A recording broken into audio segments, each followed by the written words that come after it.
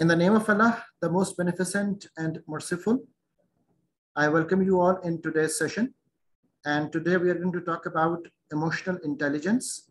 And obviously we'll be discussing that how emotional intelligence is related with leadership and how emotional intelligence is going to shape our life to become more practical, professional, and obviously how we would be able to create a balance in our life through this emotional intelligence context. We'll be covering different articles through which I have extracted the material for you for the discussion. और उसमें obviously हमारे पास different scenarios build up होंगे, different exercises हम attempt करेंगे जिनसे कि हम emotional intelligence को बेहतर तौर perceive वो कर सकें. To start with the idea, the first article I have picked for you is having a very interesting title, and the title is that now you're going to lead by feeling. Okay, so exact the title is leading by feel. Okay, so वो कौन से एहसासात हैं, वो कौन से महसूसात हैं, वो कौन से ख्यालात हैं, वो कौन से आपकी जिंदगी के अंदर एस्पेक्ट्स हैं जिनको आप यूज करके as a part of your emotions and feelings हम इनकॉर्पोरेट करेंगे towards leading, towards progressing, towards developing, towards maintaining our balance of life. In that context, the author starts with a discussion that what exactly is emotional intelligence. And the author says that the leaders need to manage the mood of their organization. Okay.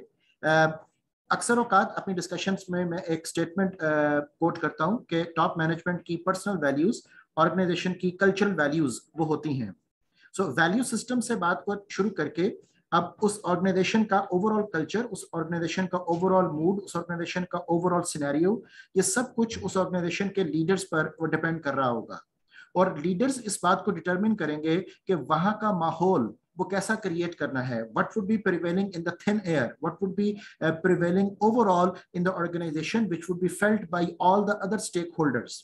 ठीक है, वो चाहे customers हो, चाहे वो suppliers हो, चाहे वो आपके ट्रेड एसोसिएशंस हो, कोई भी इंटरमीडियरी पर्सपेक्टिव में स्टेक होल्डर जो कि वैल्यू चेन में एग्जिस्ट करता हो, या अदरवाइज आपका कोई stakeholder which is in your value web, वो अब आपकी ऑर्गेनाइजेशन को परसीव कैसे करेगा, ये सब का सब is based upon the leaders, and they are basically are going to set the tone of the organization, the tone of the culture. Okay, the overall environment, which is obviously intangible, which is not written anywhere, but it is being felt and perceived and conceived by the people who are in interaction with the organization. Secondly, it says that emotional intelligence is blend of psychological abilities, which may include self-awareness, empathy, self-control, motivation, social skills. So there are different ingredients of emotional intelligence. The third argument is that the nature and nurture feed emotional intelligence.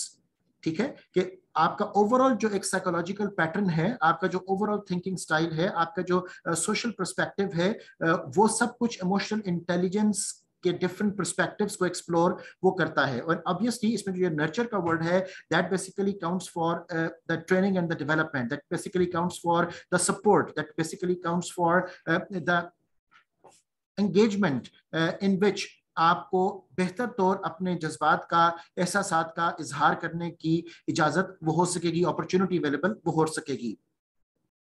The third aspect, as quoted by the author, is talking about role of genetic predisposition, जिसमें कि आपके life experience and trainings इनका बहुत ज़्यादा अमल दखल वो शामिल हो जाता है. और पर्टिकुलरली जेनेटिक प्रीडिस्पोजिशन के हवाले से भी आपके जो इंट्यूशनल पर्सपेक्टिव्स हैं, आपके जो इल्हामी एस्पेक्ट्स हैं, वो सब के सब भी count करेंगे in the development of your emotional intelligence. Your sixth sense for that concern, ये count करेगा in your emotional intelligence. Okay, other than your 5 gates of knowledge, sense of touch, smell, taste, sight, the sixth sense जो कि आपको एक intuitional perspective में लेके जाती है, जो आपके इल्हाम को ट्रिगर करती है। सो वो चीज भी आपके इमोशनल इंटेलिजेंस को सपोर्ट और प्रमोट वो कर रही है।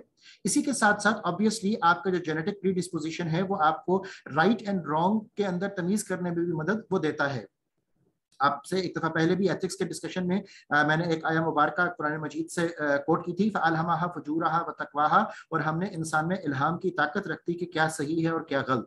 ओके, सो वो जो इल्हाम की ताकत उसके अंदर ऑलरेडी इंस्टॉल्ड है, उसके अंदर उसकी प्रोग्रामिंग, ह्यूमन प्रोग्रामिंग के अंदर वो पार्ट है। सो वो चीज भी आपको सपोर्ट करती है to become more emotionally intelligent, और ऑब्वियसली उस चीज उसके फर्दर इंप्रूव हम कर पाते हैं with our life experiences, with our life accidents and incidents. ये सब चीजें हमें शेप अप करने में, हमारे साइकोडायनामिक पर्सपेक्टिव को डेवलप करने में मदद वो देती हैं। Likewise, your author says that leaders apply it to get superior organizational performance. और ऑब्वियसली जब हम उसकी मैनिफेस्टेशन को प्रैक्टिकल सेंस में देखेंगे इमोशनल इंटेलिजेंस की, तो उससे ऑर्गेनाइजेशन की जो ओवरऑल परफॉर्मेंस है, चाहे वो उसकी प्रोडक्टिविटी है, प्रॉफिटेबिलिटी है, ये satisfaction of the stakeholders है, ये तमाम बातें इंश्योर वो हो पाएंगी। इमोशनल इंटेलिजेंस को हम डिफरेंट एस्पेक्ट्स में डेवलप कर सकते हैं। For example, it is said that the importance of consciously and conscientiously practicing one's skills. Okay, इससे आपकी इमोशनल इंटेलिजेंस डेवलप करेगी। And obviously consciously would mean कि शौरी सतह के ऊपर, कॉन्शियस लेवल के ऊपर जानते पूछते हुए इंटेंशनली आप वो काम करते हो, और कॉन्शियसली का मतलब ये होगा कि जिसमें कि आप थॉरली उस चीज को लेकर आओगे, विजिलेंटली आप उस चीज को अडॉप्ट करने की कोशिश करोगे। सो ये दोनों फैक्टर्स कि आप शौरी सतह पर और मुकम्मल तौर पर अपने आप को डेवलप करने की कोशिश करते हो towards emotionally intelligent. Secondly, it is said कि the double edged nature of self awareness आपकी डेवलप हो पाती है थ्रू इमोशनल इंटेलिजेंस। और double edged nature of self awareness का मतलब ये होगा कि first of all you need to understand and then to be understood. सबसे पहले आपको अपने आप को समझना है, आपको अपनी सेल्फ अवेयरनेस को इनकॉर्पोरेट करना है, और सेल्फ अवेयरनेस को इनकॉर्पोरेट करने के बाद then obviously you can explore the rest of the world, then obviously you can explore the rest of the perspectives of the other people, कि वो लोग क्या समझ रहे हैं, क्या चाह रहे हैं, क्या सोच रहे हैं, उनकी क्या नीड्स एंड वांट्स हैं, उनकी क्या फीलिंग्स हैं, उनके क्या इमोशंस हैं। इसी के साथ साथ एक और बात भी बड़ी इंपॉर्टेंट याद रखिएगा कि the danger of letting anyone emotional intelligence skill dominate. Okay, अब ये एक और बड़ा इंपॉर्टेंट फैक्टर है, इसके ऊपर अगले आर्टिकल्स में भी हम काफी बहस करेंगे कि बाज़ औक़ात इमोशनली इंटेलिजेंट पीपल उनको अपने इमोशनल इंटेलिजेंस को एक कंट्रोल में रखना पड़ेगा। फॉर एग्जाम्पल, समझाने के लिए एक एक्सप्रेशन मैं कोट कर रहा हूं, आगे अगले आर्टिकल्स में हम इसको डिटेल के साथ डिस्कस करेंगे कि sometimes too much empathy is not required, sometimes too much sincerity is not required, anything in exaggeration is not required. ठीक है, अदरवाइज वो जो इमोशनल इंटेलिजेंस हो, चाहे वो एम्पैथी का इमोशनल इंटेलिजेंस इटसेल्फ हो, या वो उसका एस्पेक्ट ऑफ एम्पैथी हो, या सिंसेरिटी हो, या कोई भी ऐसा एस्पेक्ट हो, वो बाज़ औक़ात आपको बैकफायर भी कर सकता है। Backfire in a sense, for example एक और मैं एक्सप्रेशन आपके साथ डिस्कस करता हूं कि सेल्फ अवेयरनेस जो है उसका भी बकौल डिफरेंट लाइक रिसर्च एविडेंस की मैं बात कर रहा हूं कि सेल्फ अवेयरनेस का भी एक हद से ज्यादा बढ़ जाना बाज़ औक़ात आपको लोअर सेल्फ एस्टीम की तरफ वो ले जाएगा, या अगर आपने जरूरत से ज्यादा अपने आप को एम्पैथी में इन्वॉल्व कर लिया तो ये चीज भी आपको बैकफायर वो कर सकती है। ओके, तो ये चंद फैक्टर्स हैं जिसके ऊपर हमें बड़ा सेंसिटिव होकर वो सोचना पड़ेगा कि the danger of letting anyone emotional intelligence skill dominate. ये चीज भी हमें देखनी पड़ेगी कि कहीं उसकी जो डोमिनेंस है वो सिर्फ इमोशनली इंटेलिजेंट होने की वजह से तो क्रिएट नहीं हो रही, और क्या वो डोमिनेंस एक्सेप्टेबल भी है कि नहीं एक्सेप्टेबल। ठीक है, तो इसके बहुत से एस्पेक्ट्स हैं which would be definitely discussed in due course of time.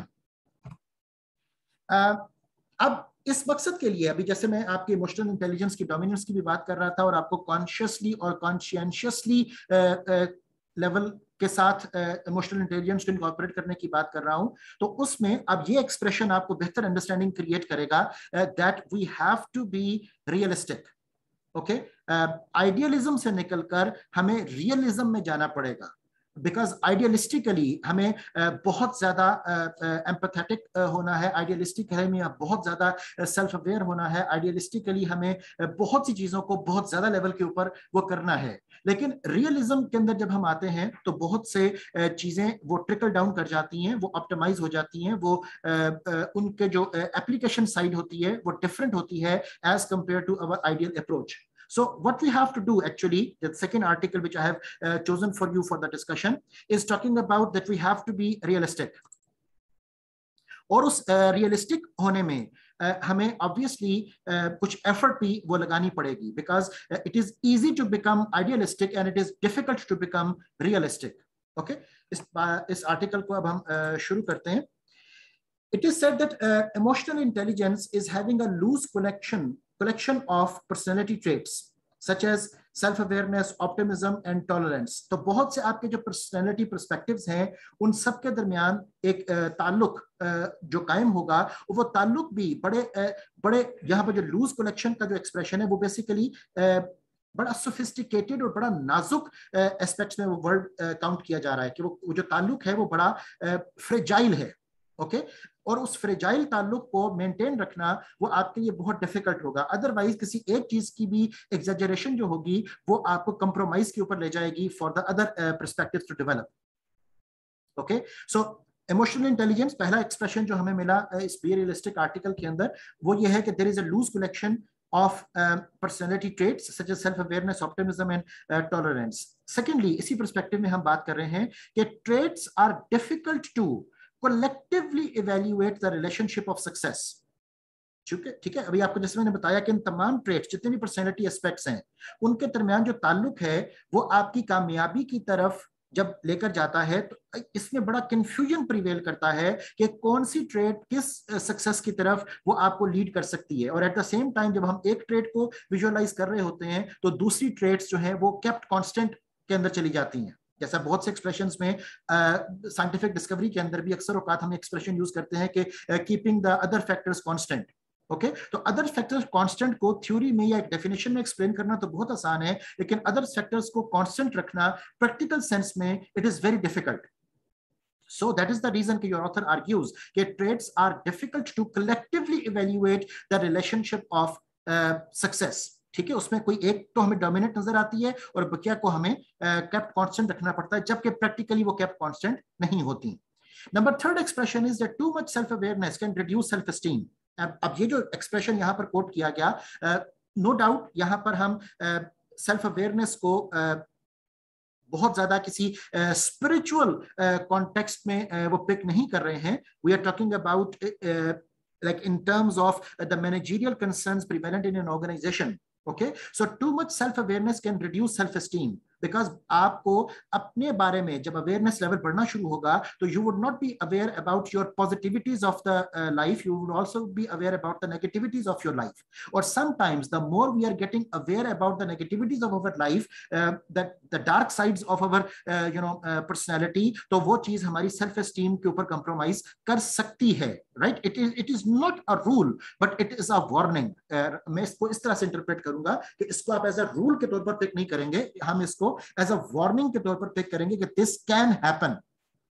Okay, so we have to be careful. That does not mean, obviously that does not mean कि हम अपनी self awareness को कम कर दें। ठीक है, सेल्फ अवेयरनेस को यकीनन हमें बढ़ाना है, हमें ज्यादा से ज्यादा अपने बारे में इदराक रखना है, अपने मन की मिराज को पहचानना है, अपने आप को एक्सप्लोर करना है, अपने आप कैथारसिस करना है, अपनी अवेयरनेस को इंक्रीज करना है, लेकिन we have to be doing all the things in a controlled fashion. ठीक है, ये ना हो कि आप मेडिटेशन के लिए जाओ तो फिर बकिया जिंदगी मेडिटेशन ही करते रहो। ओके, तो it has to be balanced. जो मेन अप्रोच इसमें हाईलाइट की जा रही है that is that you have to maintain the balance.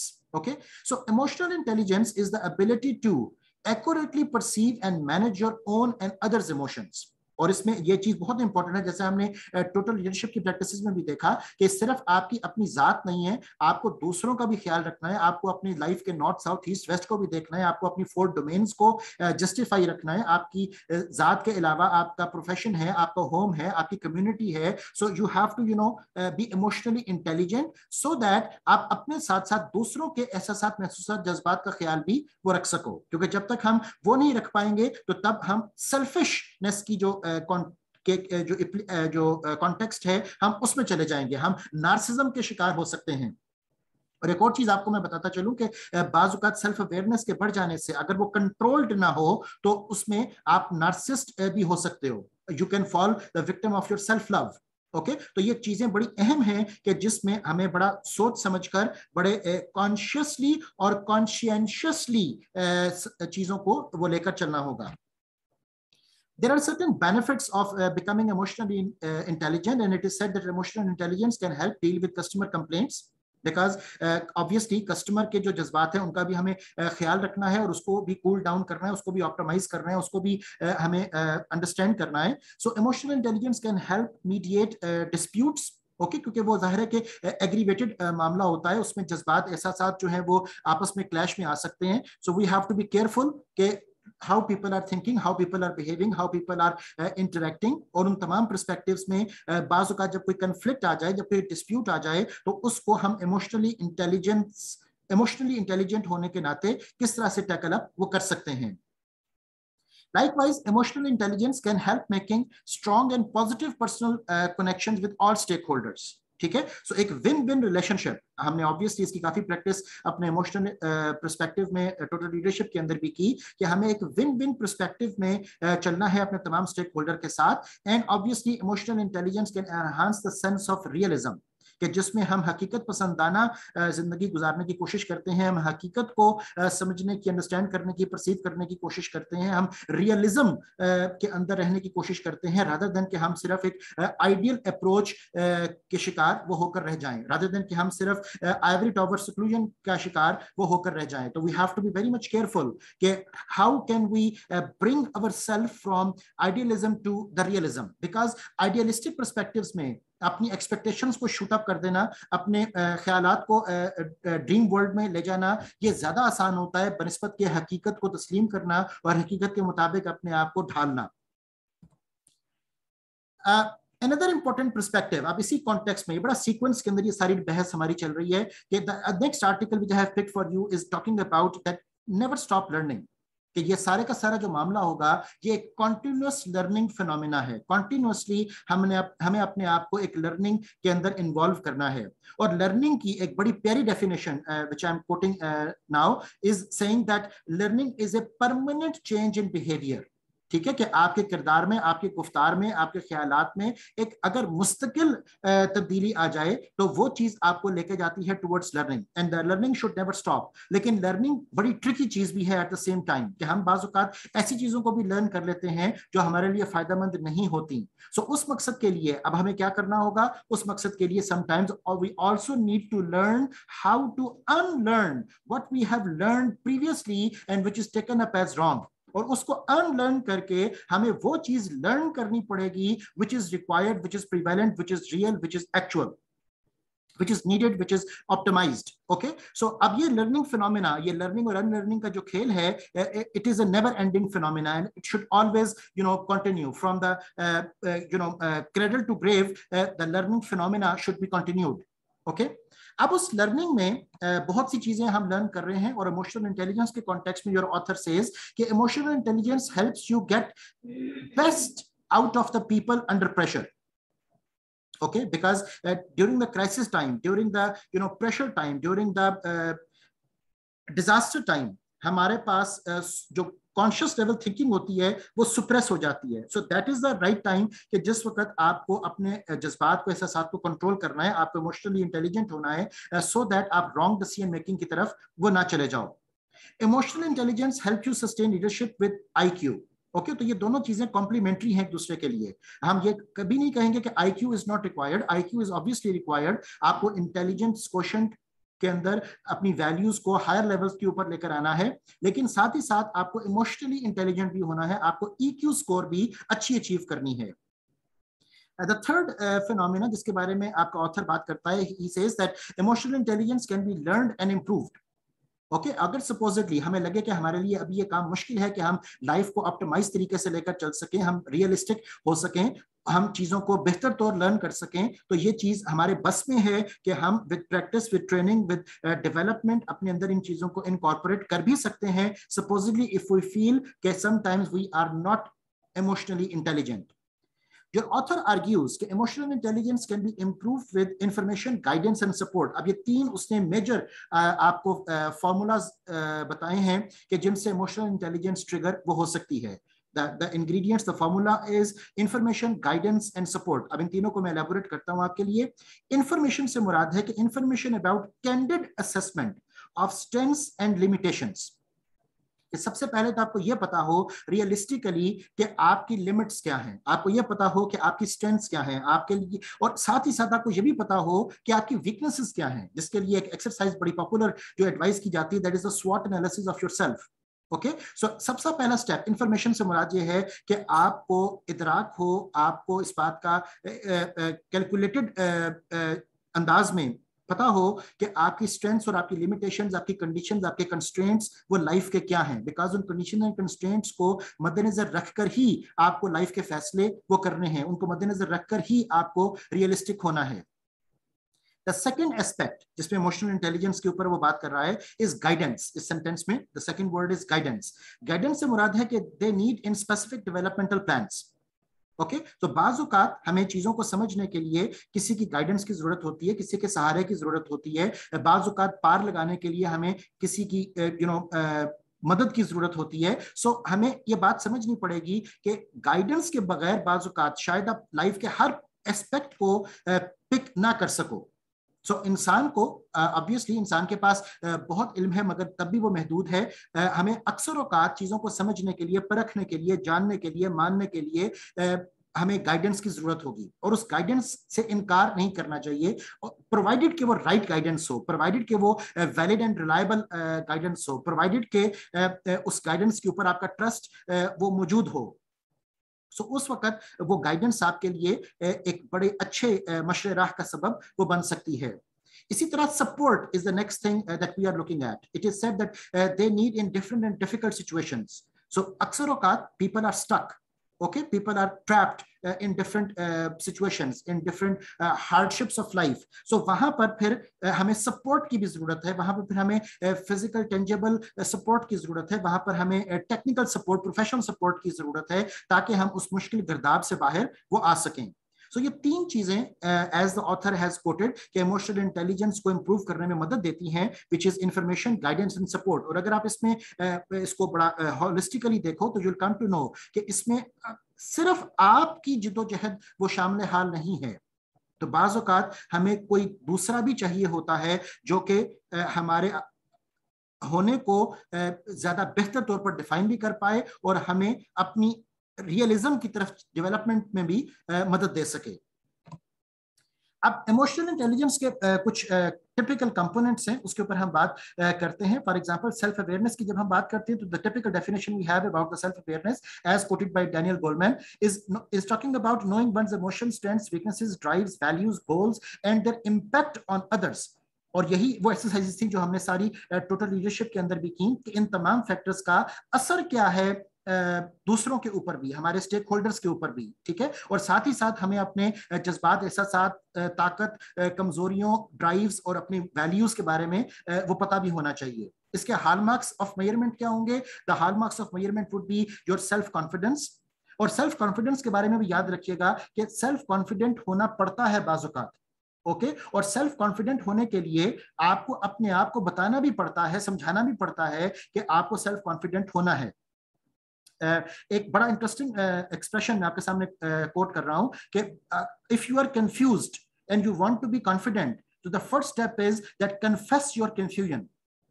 Okay, this is very interesting sometimes, that confess your confusion. आप अपने आप को बताएं कि यू आर कंफ्यूज्ड.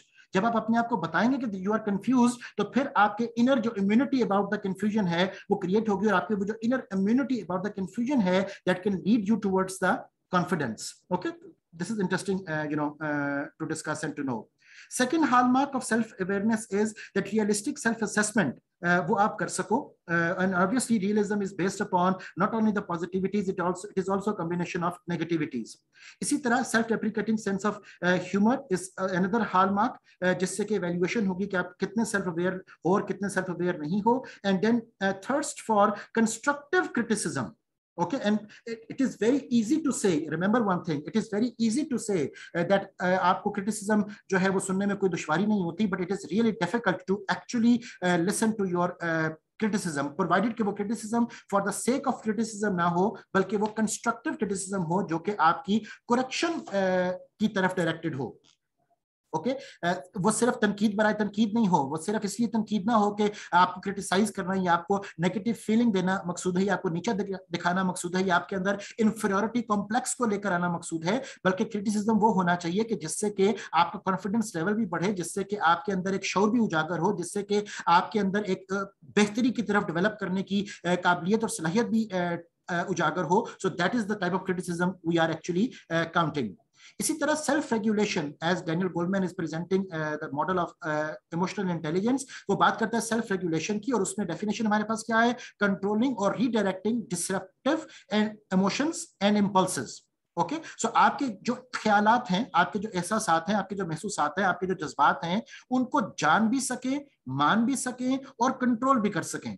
ठीक है, तो that is something which is known as self regulation. और उन जज्बात को कंट्रोल करना, जिसके लिए एक टर्म हमारे पास और आती है known as emotional labour.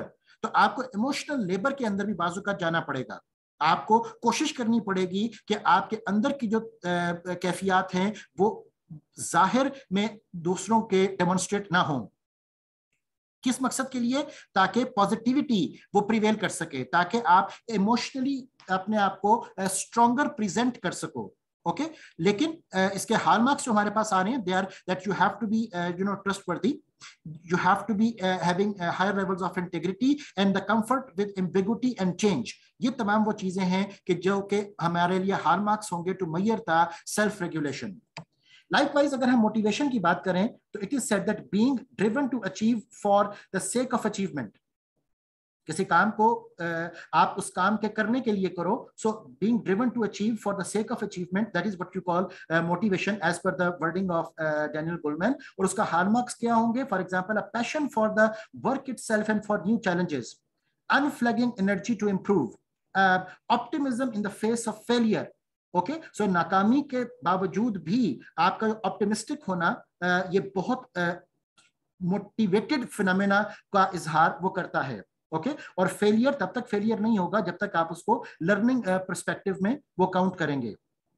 Likewise, empathy की अगर हम बात करें तो considering one's feelings, especially when making decision, और उसको मेजर करने के hallmarks हमारे पास जो हैं, that is expertise in attracting and retaining talent. It can be ability to develop others, and it can be sensitivity to cross-cultural differences.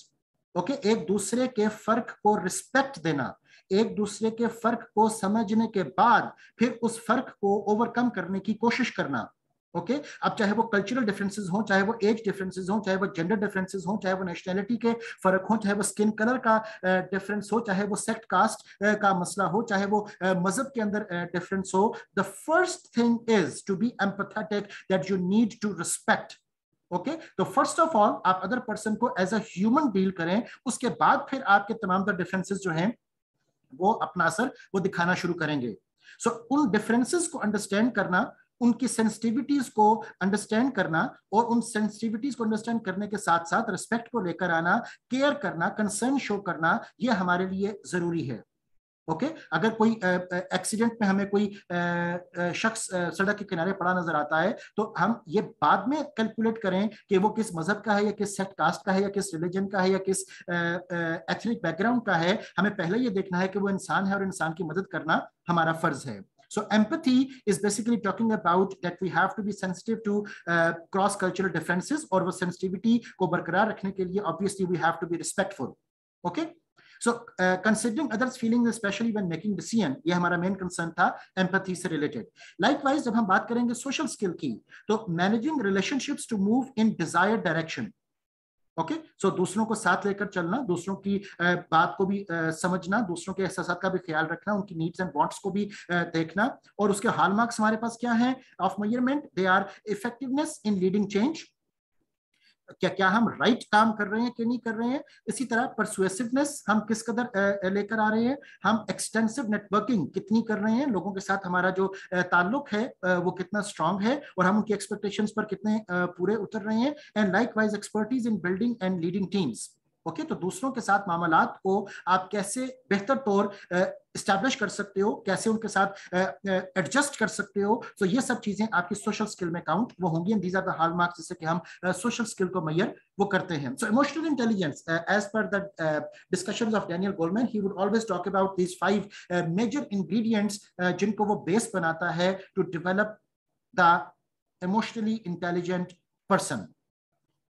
हमारा session time यहाँ पर खत्म हो रहा है। नेक्स्ट सेशन को हम इंशाल्लाह ज्वाइन करेंगे आफ्टर अ ब्रेक।